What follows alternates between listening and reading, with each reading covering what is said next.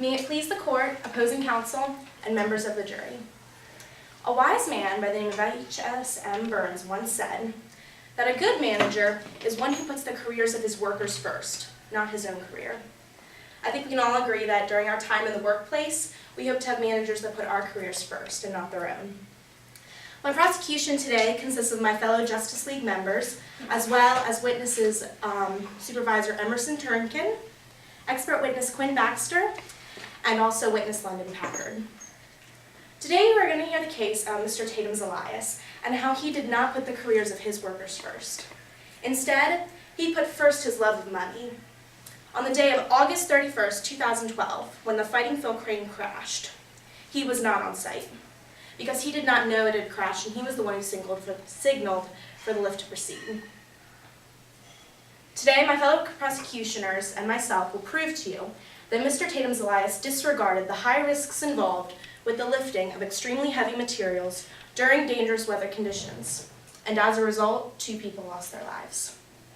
Today, you will hear from Mr. Emerson Turnkin, and he will explain to you that the site was in his control first. When the site was in his control, things ran smoothly and all the safety rules were met and followed.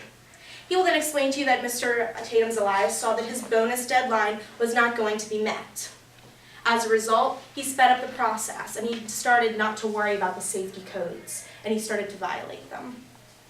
You will then see the evidence of the weight capacity of the crane and how much it could lift. And you will see that obviously it was being maximized to more than it could hold.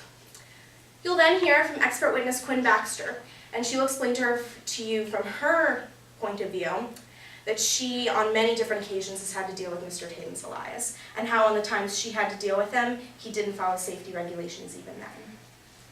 You will then see evidence of the day of the crash, August 31st, 2012, and you will see the weather reports for that day.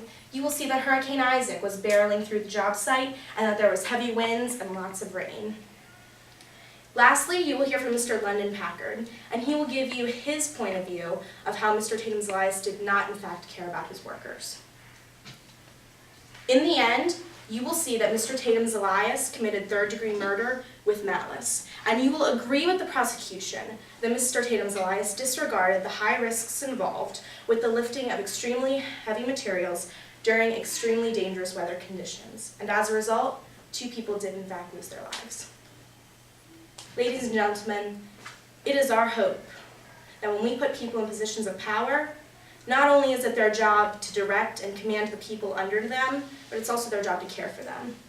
Mr. Tatum's Elias did not care for people in his command. Instead, he put his love of money first. It is my hope that by the end of the day, you will see this injustice as well. Thank you for your time.